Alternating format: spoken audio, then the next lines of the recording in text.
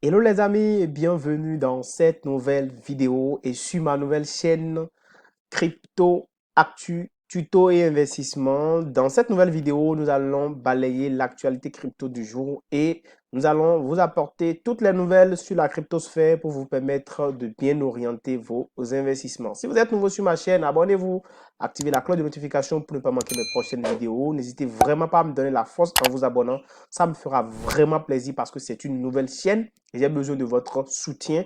J'ai besoin aussi que vous puissiez me donner vos avis en commentaire des vidéos. Ça va vraiment permettre à la chaîne d'avoir de la visibilité.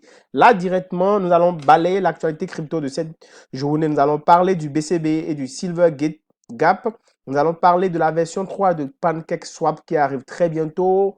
Nous allons voir aussi Kraken et les banques, ce qui se passe. Vous aurez toutes les informations. Également, vous allez apprendre des informations sur le créateur, le fondateur de Luna, c'est-à-dire Do Kwon, et l'UST. Qu'est-ce qui se passe actuellement aussi au niveau du BSD et sa capitalisation boursière depuis quelques temps.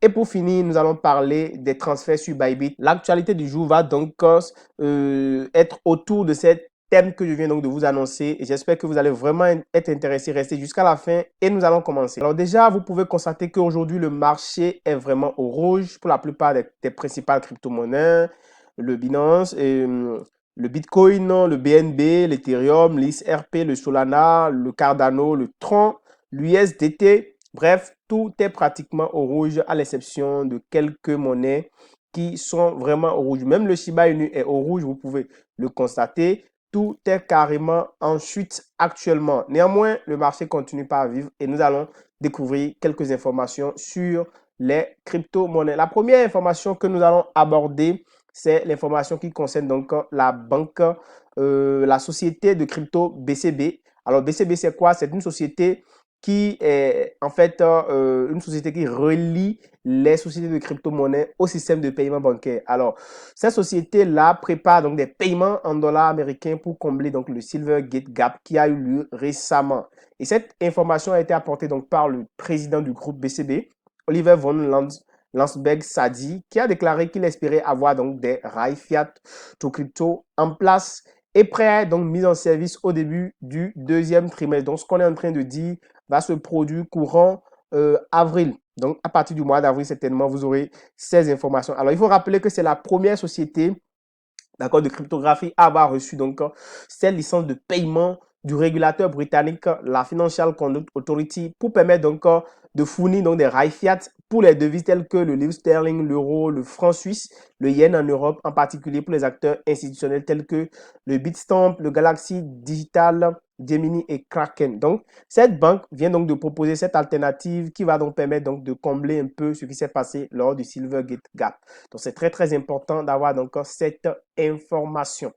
Passons maintenant à PancakeSwap. Alors, PancakeSwap annonce sa troisième version, c'est-à-dire PancakeSwap V3, qui arrive dans le mois d'avril. Et cette fois-ci, cette version de PancakeSwap sera donc basée sur la blockchain du Binance Chain. Donc, comme vous pouvez le savoir, et l'information, c'est que ils viennent de brûler donc 27 millions de dollars en cake pour pouvoir donc permettre que cela puisse arriver. Donc, PancakeSwap va donc offrir de nouvelles fonctionnalités et ça, c'est ce qui nous intéresse, nous, en tant qu'acteurs du monde de la crypto. C'est les avantages que cette nouvelle version va nous apporter qui nous intéresse ici. Donc, il y aura beaucoup de fonctionnalités, d'accord, telles que l'amélioration de l'approvisionnement en liquidité, les frais de négociation compétitifs, les incitations commerciales et l'amélioration des outils d'agriculture de rendement. Et là, ça va vraiment être très intéressant pour ceux qui vont profiter de cette version-là qui arrive. Donc, il faut vraiment vous apprêter. Donc, ce serait disponible uniquement sur la blockchain de BNB Smart, d'accord, BNB Smart Chain, qui est conçu pour les transactions rapides et à faible coût. L'avantage, c'est en fait de réduire ici le coût de transaction. Nous savons très bien que sur Ethereum, c'est un peu très élevé et c'est un peu difficile, alors que sur la BNB Smart Chain, ça va être moins cher et ça va permettre donc de faire les transactions plus rapidement. Le niveau, la mise à niveau donc va ajouter des fonctionnalités qui vont permettre d'améliorer l'approvisionnement en liquidité, les frais de négociation et ces produits devront donc attirer plus de capitaux, augmenter des revenus de protocole et en fin de compte renforcer les propositions de valeur de PancakeSwap auprès des investisseurs. Et donc pour cela, qu'est-ce que PancakeSwap a fait? Alors, il faut savoir que ce DEX-là, le PancakeSwap, bien sûr, détient plus de 2,4 milliards de dollars en jetons verrouillés lundi. Donc, il a traité 438 milliards de dollars de volume de transactions depuis son lancement en avril 2021, ce qui en fait l'un des protocoles DeFi les plus utilisés. D'ailleurs, tout le monde connaît PancakeSwap. Et récemment, ils ont brûlé donc 27 millions de dollars en jetons pour un événement prévu le lundi matin en Europe. Donc, les burns font partie donc de la suppression permanente des jetons de l'offre et totale, ce qui peut contribuer à la hausse du prix à l'avenir à mesure que la demande augmente. Donc, c'est une belle stratégie et donc, ça nous permet donc de savoir que PancakeSwap nous annonce vraiment de très, très belles informations. Vous pouvez voir ici sur le compte Twitter, tout ce qu'on est en train de dire ici a donc été tiré d'ici depuis le compte Twitter. Et ça, c'est vraiment hyper, hyper important pour ce qui arrive. Donc, restez câblés pour pouvoir donc profiter de cette nouvelle version. Alors, passons maintenant à Kraken. Alors, le directeur juridique de Kraken annonce que les banques hésitent à accepter des clients crypto. Et ça, nous le savons très bien. Beaucoup de banques sont un peu réticents par rapport au fait d'intégrer les crypto-monnaies dans leur système monétaire. Et ça, vous savez bien, pour les raisons pour lesquelles cela est souvent d'actualité parce que les banques, il y a beaucoup de raisons. On ne peut pas contrôler les actifs, on ne peut pas savoir vraiment tracer les transactions et tout. Donc, du coup, beaucoup de banques n'aiment pas ça et ça continue toujours pas jaser dans la cryptosphère. Donc, voilà, et ça, c'est une information que vous devez avoir. Et donc, c'est le DG de Kraken qui nous a annoncé cela. Alors, passons maintenant au fondateur de Luna qui continue toujours par faire objet d'enquêtes au niveau des diverses juridictions. Et maintenant, c'est le tour donc du Singapour. Alors, nous avons tous eu l'information sur l'effondrement du Luna qui s'est produit l'année passée. C'était vraiment la catastrophe.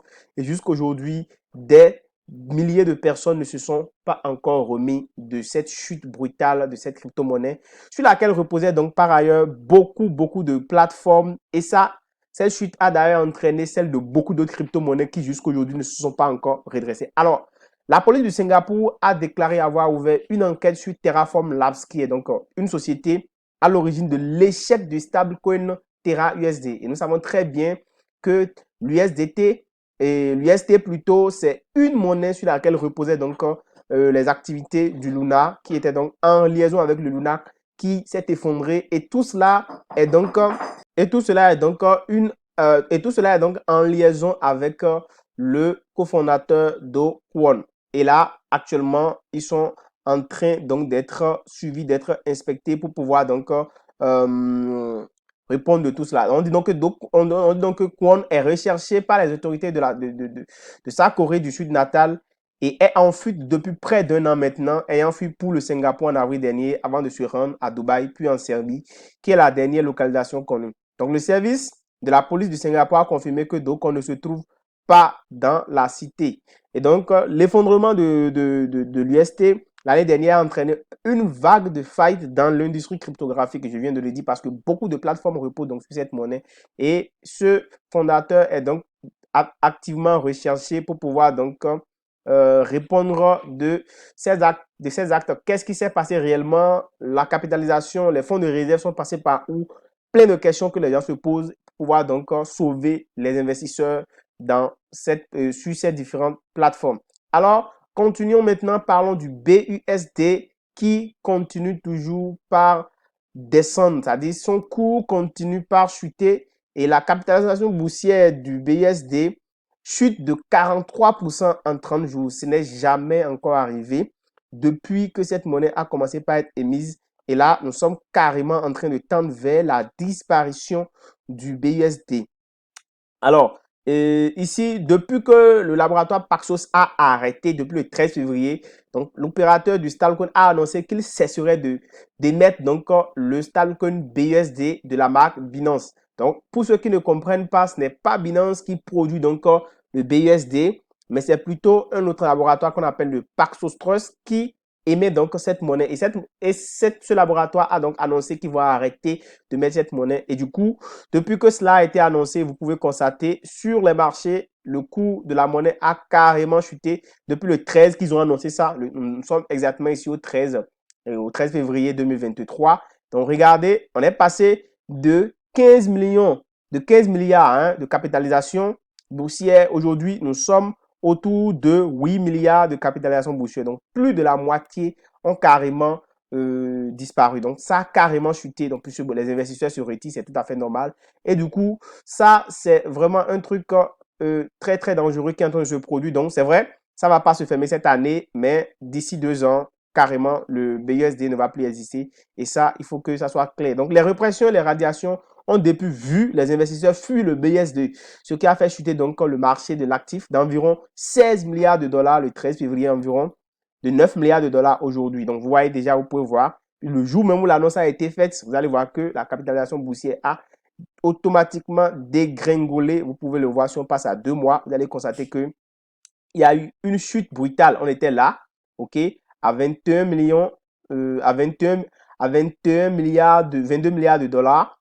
Et puis, bam, le jour où l'annonce a été faite ici, le 16, vous voyez, il y a une dégringolade automatique qui s'est produite. Donc, ça a chuté en même temps. Et maintenant, aujourd'hui, nous sommes là à environ 8 milliards de dollars. Donc, c'est pour vous dire que de faire attention à ceux qui ont fait des investissements en BUSD, qui ont encore des BUSD stickés. Donc, ça pourrait vraiment impacter dans les prochains mois. Donc, faites très attention à cette monnaie qui n'est pas du tout une monnaie émise par le Binance et qui n'est pas émise par Binance. Et donc, ça, c'est une information qu'il faut prendre en compte. Et terminons donc l'actualité du jour avec Binance et avec Bybit plutôt qui suspend désormais les transferts en USD. C'est-à-dire, si vous voulez faire des transferts, faire venir des transactions en USD, d'accord, en dollars USD sur la plateforme ou faire des retraits, d'accord, ce n'est désormais plus possible, d'accord. Et ils ont annoncé la date à partir de laquelle cela ne pourra plus être possible. Donc, si vous avez des actifs en dollars, d'accord, en dollars fiat, bien sûr, il faut donc que vous puissiez retirer tout cela avant la date qu'ils ont annoncée. Donc, seront également suspendus le 10 mars à 0h00. Donc, du coup, pas virement bancaire, ce sera plus possible. Donc, tous ceux-là qui font des virements bancaires USD, ce sera plus possible à partir du 10 mars 2023. Donc, retirez vos gains. Et bien sûr, n'ayez pas peur si vous n'arrivez pas à le faire avant cette date-là. Eh bien, vous pourrez simplement échanger vos monnaies, vos USD, en stablecoin, par exemple USDT et d'autres monnaies que vous allez pouvoir retirer de la plateforme. Donc, ne vous affolez pas, mais c'est lié à des soucis techniques certainement qu'ils ont dû suspendre cela. Et ce n'est pas la première fois que ça arrive dans la cryptosphère. Binance l'avait déjà fait par le passé et donc cette fois-ci, c'est le tour de Bybit. J'espère que cette vidéo vous a intéressé. Si tel est le cas, n'hésitez donc pas à me lâcher un gros pouce bleu, à me dire votre impression en commentaire de cette vidéo. On se dit à très très bientôt. Ciao.